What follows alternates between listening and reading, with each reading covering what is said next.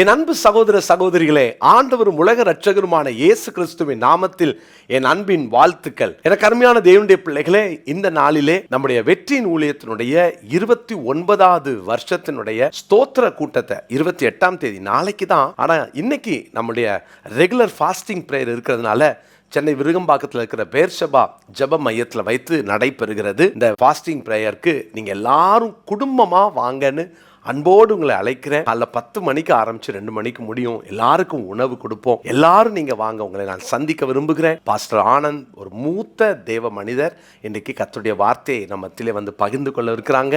நீங்க வந்து கலந்து கொள்ள உங்களை அன்போடு நான் அழைக்கிறேன். தொடர்ந்து ஊழியங்களுக்காக ஜெபித்துக் கொள்ளுங்கள். இந்த நாளிலும் இந்த இன்றைய முத்தின் இந்த சிறிய தியானத்தில் பாருங்க, நம்முடைய பின்மாற்றத்திலிருந்து கர்த்தர் நம்மளை விடுதலை ஆக்குறதை குறித்து நம்ம தியானிச்சுட்டு வரோம். ஆண்டவர் இன்னைக்கு உங்களை விடுதலை ஆக்குவார். நேற்று தினத்தில் நான் சொன்னேன், எரித்து விட்டு எழும்புங்கள். எந்த ஒரு சோல்ட்டையும் ஆத்ம பிணைப்பும் நமக்குள்ள இருக்கவே கூடாது. அதெல்லாம் சுட்டெரிக்கிற ஆவியானவர் சுட்டெரித்து போடட்டும். ஆமேன். இன்றைக்கு பாருங்களேன், சங்கீதம் 20ஆம் சங்கீதம் 7-8வது வசனத்தை நான் வாசிக்கிறேன்.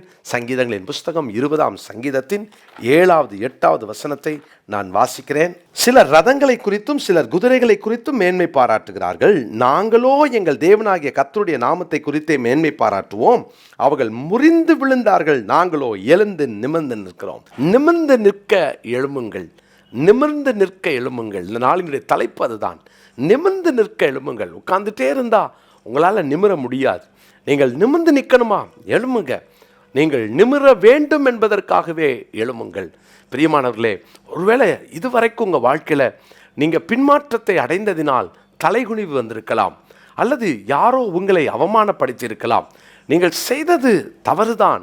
அந்த பாவத்தின் நிமித்தம், வீழ்ச்சி நிமித்தம் சில தலைகுனிவை சந்தித்திருக்கலாம். உங்களுடைய சொந்த குடும்பம் உங்களை பகைத்திருக்கலாம், அல்லது உங்கள் சபை உங்களை பகைத்திருக்கலாம்.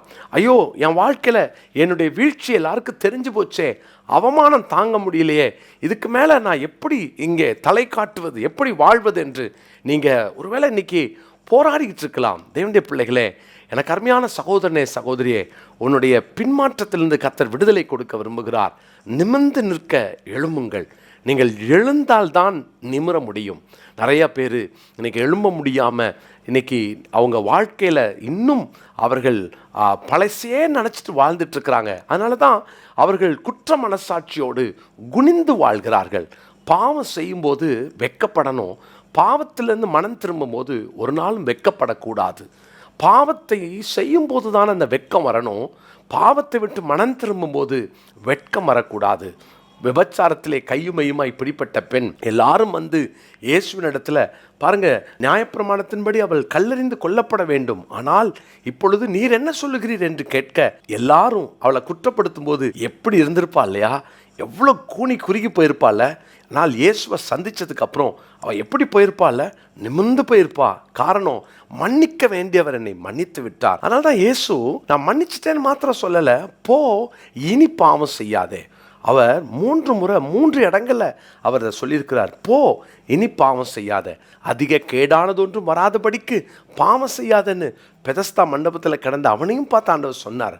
பாருங்க, மேலே கூரையை பிரித்து இறக்கும்போது அவனை பார்த்து சொன்னார், பாவம் செய்யாத.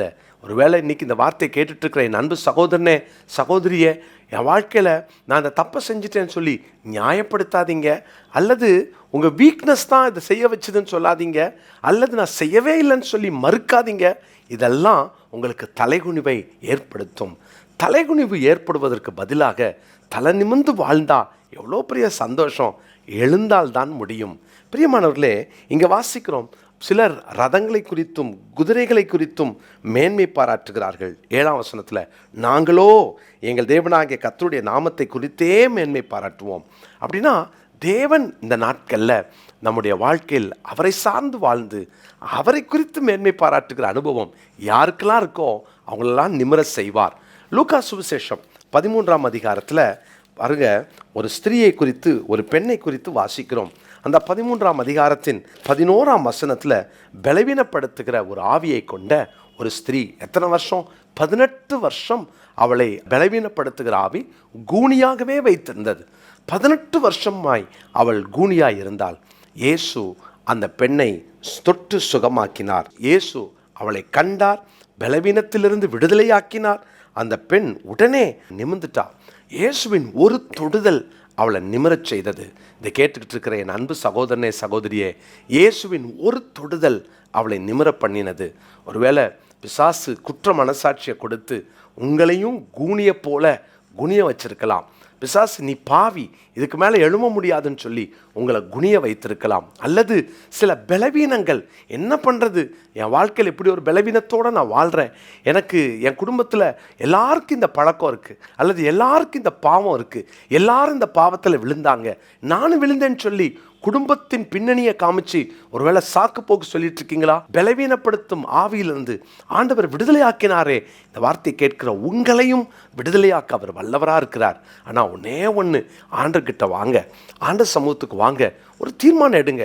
எவ்வளோ நாள் நான் குனிய போகிறேன், நான் நிமிர போகிறேன். தைரியமாக சொல்லுங்க, நான் ஒரு காலத்தில் பாவியாக இருந்தேன், ஏசு என்னை விடுதலையாக்கினார், ஆண்டவர் என்னை தொட்டு சுகமாக்கிட்டார், இன்னைக்கு நான் நீதிமான், இன்னைக்கு ஆண்டவர் என்னை அவர் ரத்தத்தினால் கழுவிட்டார், ஏசு என்னை தொட்டுட்டார், ஏசு என் பாவத்தை மன்னிச்சிட்டார், நான் இப்போ விடுதலையாக்கப்பட்டேன்னு தைரியமாக சொல்லுங்க. அதுதான் நமக்கு கிடைத்த பாக்கியம். பிரியமான தேவனுடைய பிள்ளைகளே, உங்கள் வாழ்க்கையில் குனிஞ்சது போதும், எழும்புங்க. எழுந்தால்தான் நிமிர முடியும். ஆண்டவர் தம்மிடத்தில் வருகிற ஒருவனையும் அவர் அப்படியே அனுப்புகிறவர் அல்ல, அவங்க வாழ்க்கையை நிமிர பண்ணுகிறவர். இன்றைக்கி இந்த வார்த்தையை கேட்டுட்டு இருக்கிற உங்களையும் நிமிர பண்ண தான் அழைக்கிறார். எனவே அவர்கிட்ட வாங்க, எழும்புங்க. உங்களுடைய எந்த பலவீனமும், எந்த விதமான அந்த பழைய வீழ்ச்சியும் இன்றைக்கு கர்த்தர் மாற்றுவார். உங்கள் வாழ்க்கையை தலை நிமிரச் செய்வார். இந்த நாளுக்குரிய மனப்பாட வசனத்தை குறித்துக் கொள்ளுங்கள். சங்கீதம் 20:7-8. சங்கீதம் 20:7-8. கர்த்தர் உங்களை ஆசீர்வதிப்பார். ஜெபிக்கலாமா? நல்ல தகப்பனே, இந்த நாளுக்காக உம்மை ஸ்தோத்திரிக்கிறோம். ஆண்டவரே, உம்முடைய கிருபையினால் எங்களை ரட்சித்து, ஆண்டவரே உம்முடைய தயவினால் எங்களை விடுதலையாக்கி, ஆண்டவரே எங்கள் வாழ்க்கையில் இருக்கிற தலைகுனிவுகளை எல்லாம் மாற்றுகிறீரே, உம்மை நன்றியோடு ஸ்தோத்தரிக்கிறோம். நல்ல தேவன், எங்களோடு இருந்து தொடர்ந்து நடத்தும். ஆண்டவரே, யார் யாரெல்லாம் நிமிர முடியாதபடி கூனியைப் போல வாழ்ந்துட்டாங்களோ, குற்ற மனசாட்சியோடு வாழ்ந்துட்டாங்களோ, உங்கள் பிள்ளைகளை இன்னைக்கு நிமிர பண்ணுவதற்காக உமக்கு நன்றி செலுத்துகிறோம். உடைய பிள்ளைகளை விடுதலையாக்கும், ஆசீர்வதியும், ஜெயத்தை கட்டளையிடும். உடைய நாமம் மகிமைப்படட்டும். இயேசுவின் நாமத்தில் ஜெயம் எடுத்து ஜெபிக்கிறோம் நல்ல பிதாவே, ஆமென்.